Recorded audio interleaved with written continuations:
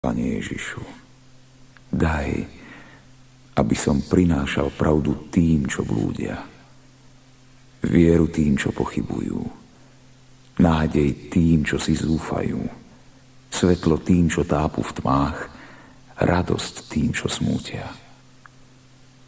Daj, aby som sa snažil skôr potešovať iných, než aby mňa potešovali. Skôr chápať iných, než aby mňa chápali. Skôr milovať iných, než aby mňa milovali. Pretože len keď dávame, nadobúdame. Len keď zabúdame na seba, nachádzame seba samých. Len keď odpúšťame, dostáva sa nám odpustenia.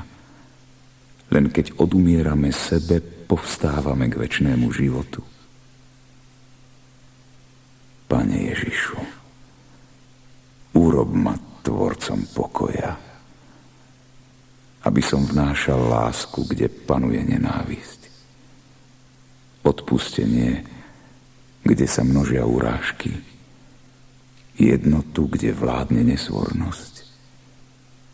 Amen.